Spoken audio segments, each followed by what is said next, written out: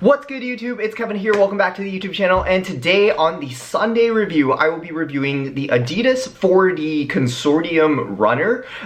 So actually a little bit of a story behind picking up this shoe. I loved the look of this sneaker for the longest time, but for some reason on the raffle drops it never sold out. So it's sitting on shelves in a different variety of places, and so due to that nature, as soon as the sale season hits, I actually found a good price to pick these up as. So these actually retailed for, I believe, roughly $535 USD, and on sale I copped it for roughly $335, I believe, from the end clothing sale. Of course, there are a lot of other places that have the shoe on sale, so if you guys are very interested in the style, you have a lot of different places to choose from, and potentially might even cop at a better price than me.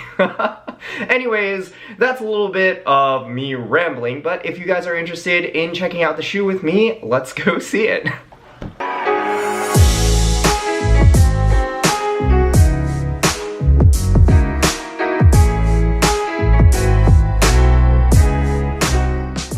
Kicking off the review, here is the shoe. This is the Adidas 4D Consortium runner in the mid variant, and just like the mid variant kind of implies, it is literally like an Ultra Boost mid, but without the boost. And so if you guys are not familiar with 4D technology, it is Adidas's 3D printed cushioning technology that they are testing out. The retail prices on these shoes are incredibly high simply because of the production costs of this 3D printed midsole. Of course, if you're like me and you're a really big geek on these cushioning technologies, that price tag doesn't necessarily matter as much. But let's talk a little bit more about the details on this shoe. So let's start in the heel area. So of course the heel counter area has this elusive, similar to the Ultra Boost kind of, I guess it's a heel guard that you would typically expect, except for the fact that this one is almost all prime knit, and it also features, I guess, stitching that's very akin to the color of this mint green 4D here. If I can get that angle perfectly, you guys would also be able to catch it. It kind of like goes around here.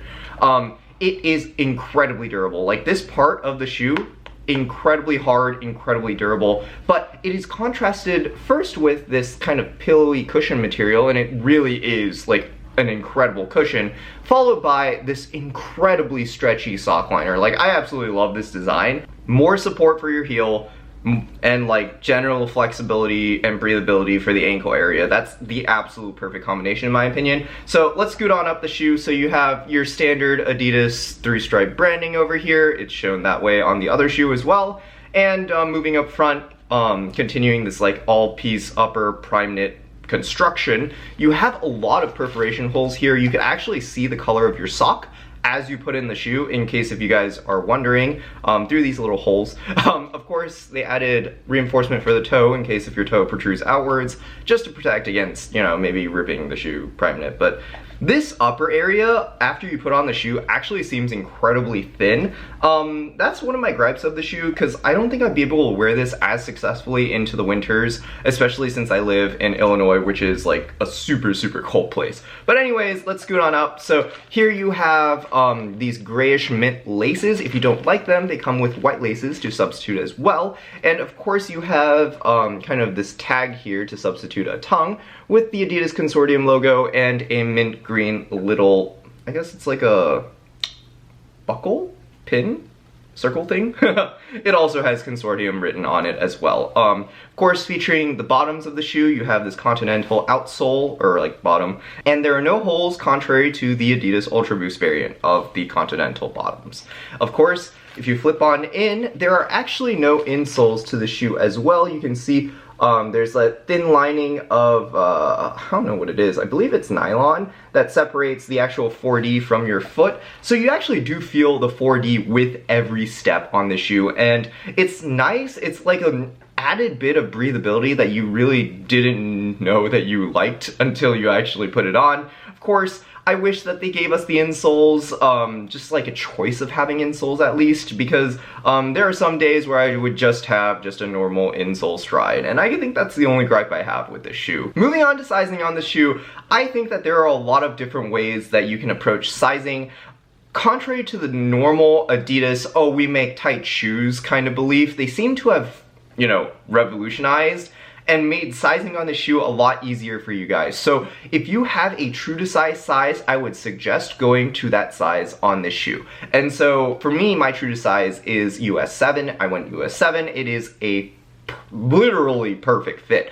So let me give you guys a little bit of context. So for Ultra Boost, I usually wear a size 8, especially in 4.0s, those get really tight. Adidas is known for making tighter shoes on my end. And so being able to size this properly, I just went with my true to size and it fit great. I think that a majority of the 4D shoes actually fit a little big for Adidas sizing, of course. And of course, to complement that, you should just take your true to size. If you're true to size 7, go for a true to size 7. If you're true to size 8, go to a true to size 8. Though they do only offer whole sizes on these shoes, so I do suggest rounding up if you are a half size. And yeah, I think that's all for sizing advice on the shoe. It's a really easy shoe to size actually, but if you have any questions on sizing, as usual, leave them down in the comment section below. I do know that 4D sizing does not get as much support or help as it should, and if you are struggling, I will definitely give my best try at sizing out the shoe for you. Keep in mind that I do have my own schedule and sometimes it is harder to respond to messages, but I will get back to your message eventually. Anyways, that's about it for this review. I hope you guys enjoyed. If there are any questions you still have about the shoe, feel free to leave them down below, and of course like and subscribe if you enjoy the content. And yeah, I'm gonna throw these on feet now and close out the review. See you guys!